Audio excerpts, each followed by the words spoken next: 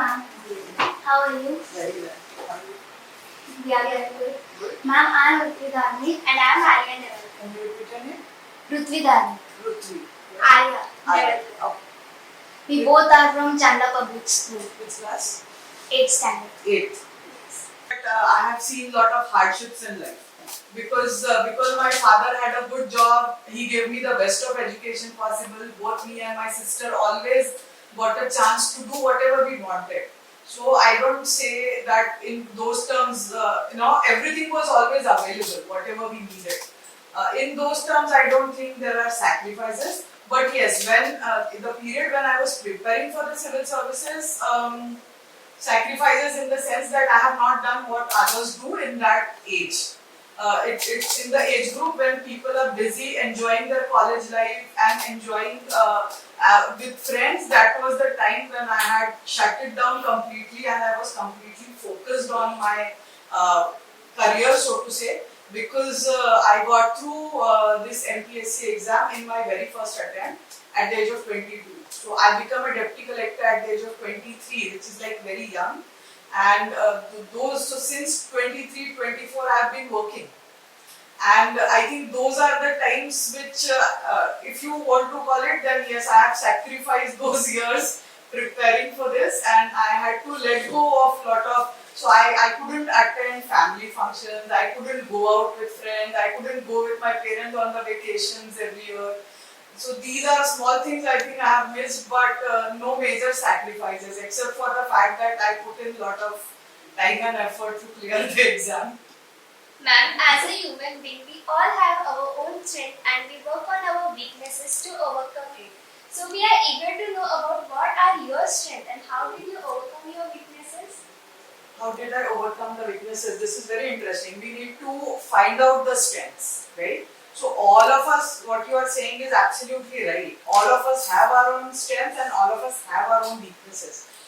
More important is to know what your strengths are, and that itself takes lot of effort, lot of introspection to know your strengths. Now today, having put in almost 20-21 years that I have been working, today I am very confident and I know what my strengths and what are my weaknesses. In younger years, you are not aware. So what I would suggest is that first we should learn to find out those strengths, right? Like some of us are very focused about things. Some of us are very serious about, because only when you are focused and serious in your younger years, then and you have that focus, then I think you can achieve it earlier in life. Otherwise, there is a chance that one gets lost. So yes, I agree with you. The strengths and weaknesses and knowing them is very important. Weaknesses, I don't think I have overcome, because like everybody else, I like to be lazy around in the bed and do nothing for days. So I take time out for that. Like everybody else, I like doing it. So you just want to sit on the sofa and do nothing for hours together. That happens sometimes on the weekends. But yes, the laziness you need to overcome. How do you overcome the laziness? You need to cultivate those habits. So I think first step is knowing your weaknesses. Once I know what my weakness is, like for me, I always thought that I used to be little lazy. So then I told myself that why are we doing that, right? Why do we have to do it? Once you know the why of things, if you are convinced of the why, I think that overcoming becomes easy. Also, I used to, in the younger years, I used to get angry very soon. But now over the time, I have learned to be patient. I have learned to take things calmly, and also now I know that there is no need to rush about things. Everything happens if you do it peacefully and calmly. Then everything it just falls to place. If you get angry and you panic, then nothing, you can't reach where you want to. So I think these are small ways in which it is possible. I always take this approach that first I convince myself why I want it. So once I know that this is the reason why I am doing it, then it is easy to overcome those weaknesses. Ma'am, we all know about behind every path of achievement there are many obstacles. So therefore there might be many hurdles in your life. How did you keep yourself motivated to reach them? Can you tell us any of your experience of your life? In terms of obstacles, yes, there are obstacles because life itself is made of ups and downs. Unless there are downs, you cannot climb up again. So I think it's a part and parcel of our life, and we should all be prepared to face those obstacles. Obstacles are something which you need to work around and move ahead. They are not there to block our path. They are only to make us realize that we need to alter our path. So when it comes to obstacles, it is very important to stay motivated and not to panic, not to kind of go on a downward spiral where you start feeling that everything is hopeless about this world. Self-motivation is the best. Again, I would come back to my earlier statement. Once you are convinced about the why of things, to me the why of things matters a lot.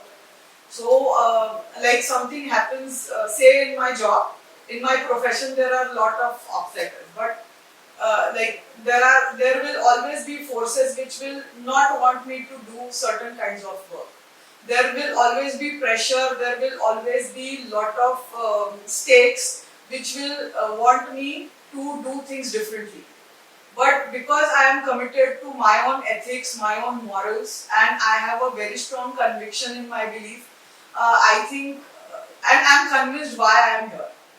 For me, that why was very important. Why did I choose this field? I wanted to enter the world of competitive exams because I always felt that sitting on this chair, I'll be able to serve the people directly.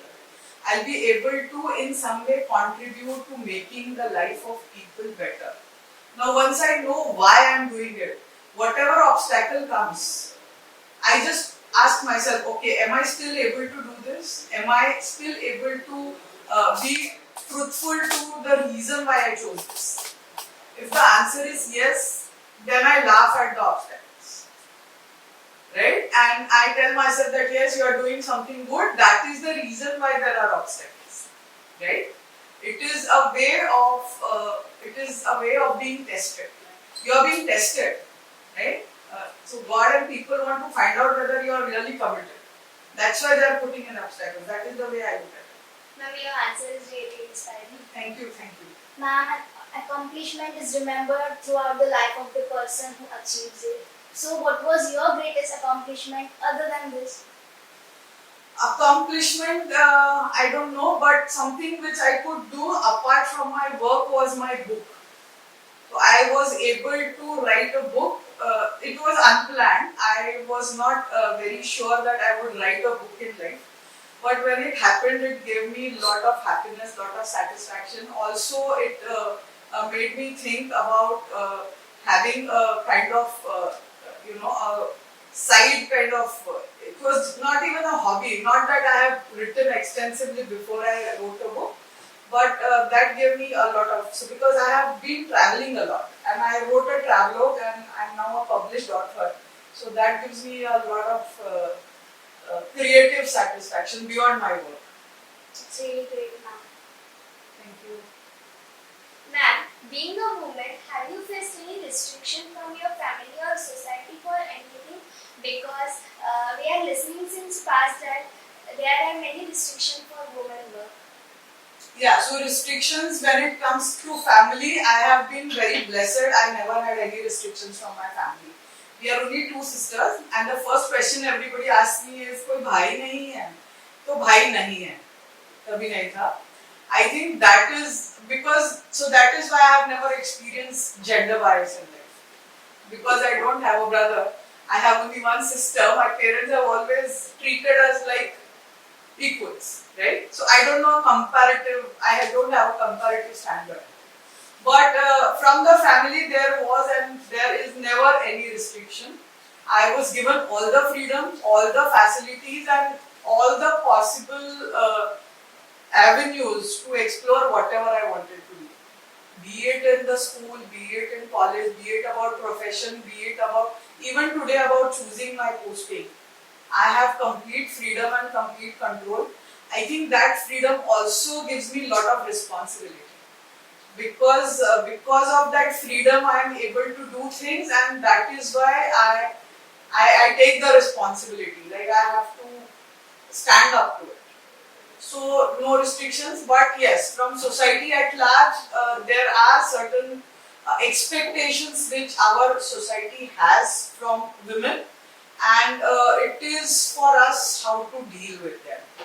Because I think your work and the result that speaks. So when I was not attending family functions or not socializing because I was preparing for the exam, I'm sure people spoke behind my back and said that she is just not there.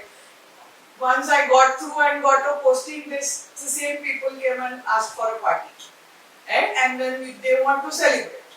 Like there are times when I'm so caught up with work that I'm not able to commit to other responsibilities at home. I am at times, so like in COVID we were working. This year our office on Gudi Padwa, the office was open full time. Ram Navami we were in office. Ambedkar Jayanti, the office was open full time. There are a number of times when your work doesn't let you be, with the family. At times you are not able to give them time. So these are the times when the society expects you to play that role in a different way, and your work commitments are taking you in another direction. So I don't know whether I should call them restrictions, but yes, there are expectations. There are definitely expectations. I think you just need to negotiate around them, because unless you are able to kind of, because convincing just by speaking might not work. They see you doing things and then they read in the newspaper the next day, okay, she was busy in this, and I think that is, so the work speaks for itself. Ma'am, my inspiration are my mom and dad and you too. So who is your inspiration, on whose footsteps would you like to walk upon? I cannot name one single person, but there are number of people who motivate you, number of people who inspire you.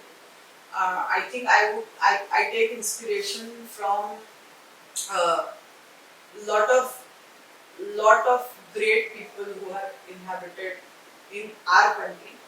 It's a land of all very great people. It is a land which has a lot of legacy about service. It has a lot of what should I say? There is a lot of cultural legacy. There is a lot of spiritual legacy in our country. So I think the first inspiration for me is my own country. We are all very blessed to be born in this country, and it is up to us to live up to that kind of legacy that we have. All the teachers who, today is Guru Purnima, and it's a very opportune day to thank all our teachers, because teachers are the ones who make us, So the most important are our parents, like you said, because the parents give you your body. They are most important, because if there were no parents, we wouldn't be where we are. And also, once it's because of the parents that you reach where you want to. They are the ones who support you wholeheartedly in everything that you are doing. So most importantly, parents. Secondly, teachers, because they are the ones who cultivate our mind. So after the body comes the mind. Teachers are very, very important, and you meet them at various stages in life. So there are school teachers whom you cannot forget because they are your first love. Then you meet college teachers who are, slightly different. They are the ones who mentor you. They take you in a particular direction. Then you meet other teachers in life. So it's like, I have some colleagues who, like senior colleagues who are my mentors. So then you also meet a lot of, like you have mentors in different fields. So they are your inspiration. Then you look at your seniors who have achieved something in your profession or other professions. So they become your inspiration. So I think this the inspirations keep changing from stage to stage in life, and it is very important to acknowledge all of them. Most important is the guru, because from body and mind, and most important later is the soul.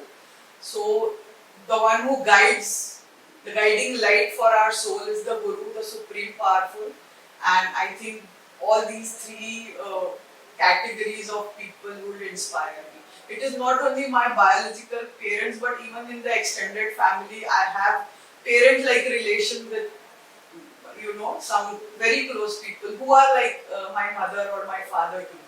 So I think, yes, so all of these are the ones who inspire, who motivate you and who support you to lead your life in a particular way. I hope I have answered. You are absolutely right, ma'am. Ma'am, every time whenever I study, I take rest to 10 to 15 minutes to make my mind relax. So what do you do in your me time and how do you spend your time with family as you are so busy? No, it is, I think we have to, so this is my motto, that you have to find time for things. All of us are given those 24 hours in a day. It is upon us to utilize it in a fruitful way. So even if the time is less, you put in a good quality thing and then it becomes, very, very fruitful. So I think I like to read a lot because I write, I have to read. Unless I read, I cannot write. So I read a lot of books. Also sometimes I write some small things that I write.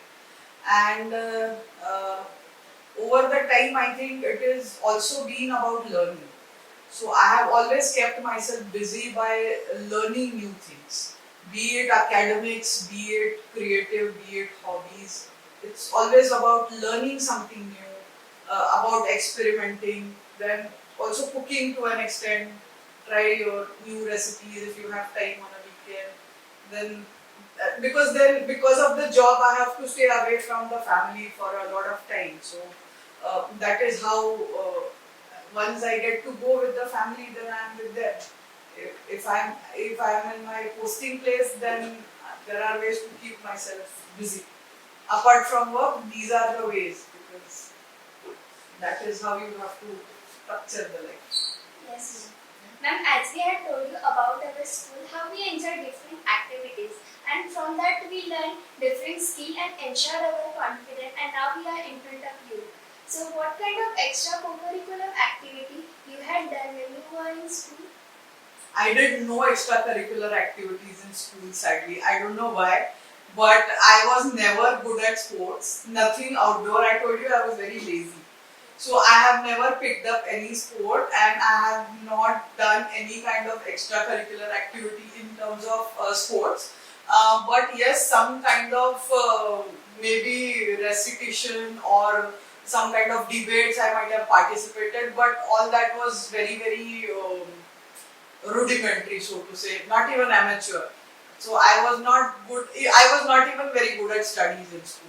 It is only later in life that I found it, and now you ask me to talk to 1,000 people, I am very confident to talk even without a mic. You ask me to write something, I can compose it for you.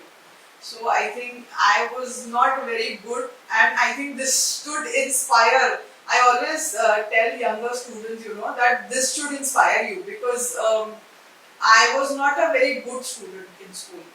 Good student in the sense, I was good learner, but I was not a very bright student.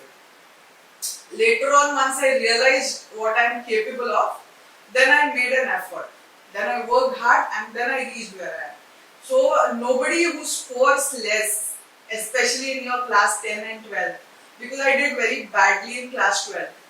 And in spite of that, I am where I am. So your marks, it is very important to study for the board exams. I am not saying that you should neglect your board exams. No, don't neglect any kind of exams, but just remember that your marks in the exam are just one factor. They are the most important factor, but they are one factor which take you where you want to go in life. There are several other factors. So if you are not very good at extracurricular activities, later in life you develop them.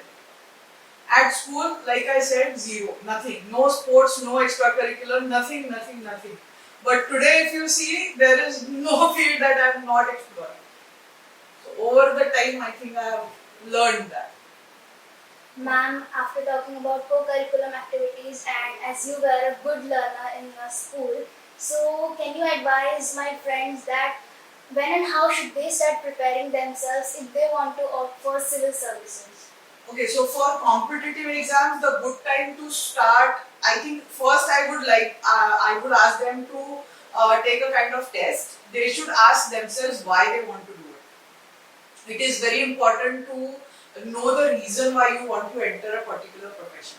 Because unless you are not clear of the reason, then you really don't know.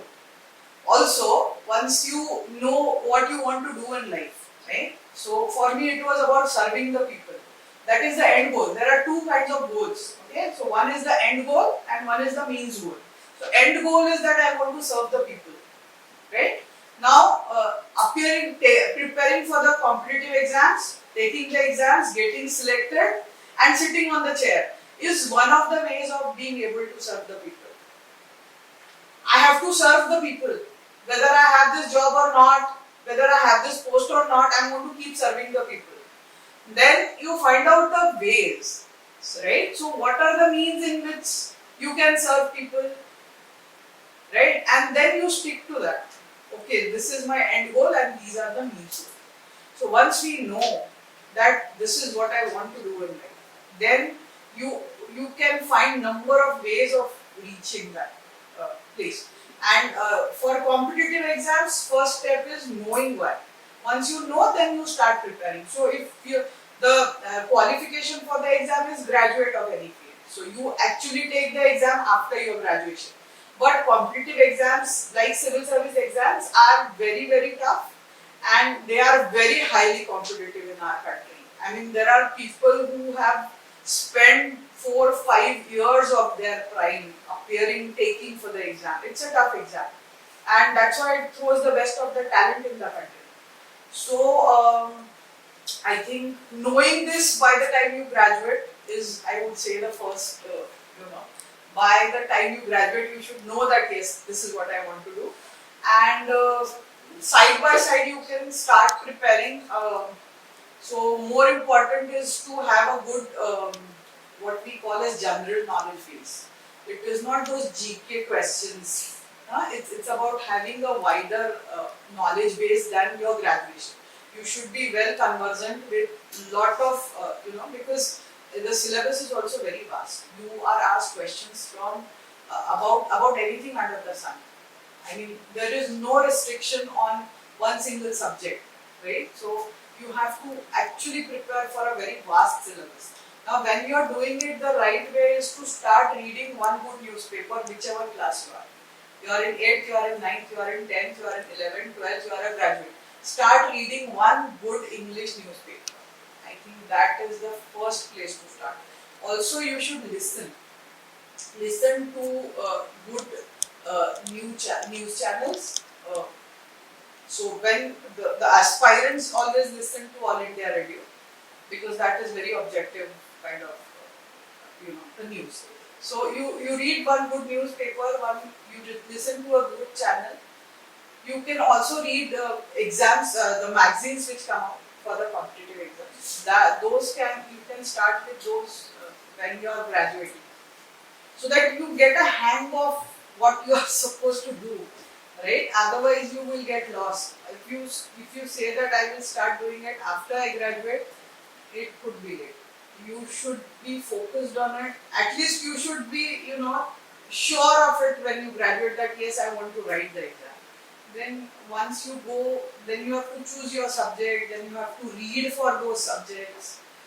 All that will happen. So one good newspaper, one good news channel, and one exam magazine. Ma'am, we will develop these good habits from today only. Ma'am, as you know, the current situation, a virus came from Wuhan, has made the situation worse and we are suffering from it. So, can you share your experience in this pandemic? So, COVID, yes, it is one of the unprecedented situation that the world is facing today. There is not a single human being on earth who is not affected. Either directly or indirectly, the entire humanity has been impacted by this tiny virus. And it has actually caused a lot of damage and distress to the whole race. All of us have lost people who were close to us. All of us have lost. A lot of economic losses have happened in the country, outside the country. the whole world is going through this. Uh, to me, the only satisfaction I would say was that, apart from the fact that all of us worked very hard, last 1.5 years has been one of the most busiest parts of my career. Though we are putting in long hours in office, we are working on the weekends, we are working on the festivals, we are working day and night. There is lot of stress, there is lot of pressure, there is lot of distress, and because it's not something very pleasant, it's unpleasant work, it's unpleasant situation. But at the end of the day, I think what keeps me going is that in some way I feel that being here, I could in some way contribute to make the life of people better. I could some way contribute to heal those who were affected, and in some way help those who were going through bad times. So I think that satisfaction is what keeps me going at the end of the day. Because otherwise, for all of us, it has been tough. Even for you kids, it has been tough. It's been tough for all the age groups. Right? Yes. Ma'am, if we don't change, we don't grow. And if we don't grow, we aren't really living life. Absolutely. With this thought of mind, ma'am, your job is transferable. How do you deal with the changing management, traditions, society and people? This is a very interesting question. Very, very interesting question. Because I think change is the only constant thing in the life of an administrator. Everything, every single day changes. Every single day. Because the kind of issues that I deal at work, the kind of subjects that I deal at work are so diverse and so vast. Plus, you get transferred, so there is a new place that you need to adjust. Bosses get transferred, so you need to adjust with the new bosses who come in every time. Then there is political boss, so there are elections, they change, and then you need to adapt to that. Plus the kind of work that I do. So when I work as an administrator, I'm a generalist. I don't specialize in one single field, and so that keeps changing. So no two files will be same. No two meetings will be same. No two sections in my office are same. So everything keeps changing, and I think that somewhere you get used to that change. So now it's like if I'm posted at a place for too long, like after so we get transferred after 3 years. Now after 2.5 years, I start itching. It's like, no, I need to move from here. I can't stay here any longer. So you get used to that change. And if there is repetitive work, then I get bored easily. It's that change and it's that diversity which keeps you, I think, more engaged, and it keeps you more motivated to keep doing what you are doing. There is no burnout, unlike so I have a lot of friends who are not in the government, they are into the private sector, and they tell me that they are facing a burnout. And I am like, no, there is no question of burnout, because I just love what I do. Second, it is very diverse, and I think that change, what you are saying, that change factor is the most important in life, because with change comes uncertainty, and that is what keeps you going, because you don't know what's going to happen. So you are always alert, you are always learning how to adapt, and I think that is how you learn to enjoy that change. Because you make friends, you make new friends everywhere you go, you meet new people, you learn new things. So I think that change is very important for me. In fact, it has become a habit for me. If the change doesn't come, I get bored now. Yes, man, change is really, really important. Man, as success comes with responsibility. Do you believe in this quote? I do. Success comes with lots and lots and lots of responsibilities. Plus, I think more than that, before success comes, there is a lot of hard work. So if you put it on the steps, then I would say that 8.5 or 9.5 is hard work. It is the last 1 or 2 which is luck. And after that, there is a whole bunch of responsibilities that come with success. Yes. Because after success, when you achieve something, you have to stay committed to sustaining that on your life. Whatever you have received as success, then you have to work hard to live up to it, and you have to work hard to sustain that whatever you have achieved. So yes, responsibilities are a part of it. I think things start with the success; they don't end with the success. The things start when you are successful. Everything starts. Yes. Ma'am, as you are working in this field over 15 years, can you share any of your experience when you resolve any conflict in this field?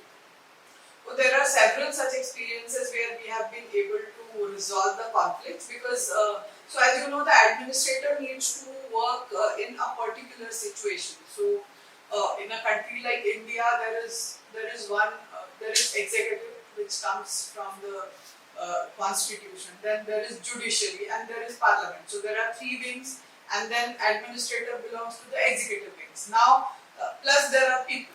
So people, then there are elected representatives. So there are always stakes. For an administrator, there are always lot of stakeholders. So on one side there will be political bosses, on one side there will be bosses from your office, one side there will be some other push and pull factors, and then you need to keep negotiating amongst them so that you reach. So ultimately what do you want? So you want the greater common good, that is what we call it, because we are a welfare state. So the government always wants to make the life of the people better. Now, in a way, the elected representatives are also committed, to making the life of their constituents better, because it is the constituency which has elected them. It is the same set of people who have elected them, and so they are also trying to make things better for the people. There are a lot of situations where there will be conflicts, where you will have to negotiate, because the stakes are not always the same. Sometimes there will be, in a country like ours, there are so many factors which can derail the whole thing. There will be demands coming from various sections of the society. There will be because we are still a developing country, so there are limited resources, right? There are limited resources, and when you want to make those resources reach a wider section of people, then there will be conflicting interests. So yes, it is very challenging to negotiate between those conflicting situations, and it gives you a lot of, I think, a high when you have resolved that. One particular situation I don't think I can recollect, but several such situations all over. I mean, all throughout my work. And as we know that you are holophiliac, it means the person who loves to travel. Did you find this craze since childhood? Travel, I think I picked it up later again, because I started living little late. I told you, I started things late. So travel has also come later. One, I started traveling more after I joined this job, because it's a field job. So when I'm posted in a district, then I need to keep traveling in the district. I need to see we keep visiting our field offices, we keep interacting, we keep going to the villages, keep interacting with the villagers. You want to know what is going on, what's the pulse. So that, I think, that is one part of my travel, the work-related travel. Apart from that, I do undertake a lot of leisure travel as and when my work permits me. So yes, so travel in both the ways I have enjoyed, and I really like going to new places, be it for work or be it for my own leisure. I try not to combine the two. For me, I do not combine my leisure and my work. No, they are two separate things, and I try to do a lot of justice to the travel that I undertake, because it's a very eye-opening kind of, so it started. I mean, if you read my book, then you will find one passage about Mahatma Gandhi where I have said this, that he was the first yatri, because he undertook that train journey all through the country. He could feel the pulse, and one of the travels that I have undertaken, on which my book is based, is also about exploring the whole country, getting to know your own country, the people, and then you are amazed by the vastness of the country. Also about the beauty of such a diverse country. So yeah, I think I do enjoy my travels a lot, and I have a bucket list of places that I want to visit. I hope I'll be able to do that. Ma'am, as you said that you start traveling late, but it's better late than never. Yes. Ma'am, society wants to hear some message from you. What message would you like to give to society? Okay, so message I would say that all of us should believe in ourselves first. Unless we believe in ourselves, we cannot start. And once you start and you believe in yourself, there is no looking back. So always, always, always believe in yourself and trust your dreams. If you have dreams, then you should make all the effort to make them come true. Because over the time, I know that yes, the dreams always come true. So dream big and believe in yourself. Ma'am, lastly, I want to ask that it is not a competition between men and women, it is a collaboration. And today, Indian women are rubbing their shoulder with men, but every day, pieces of news are exploited. What do you want to address in this regard?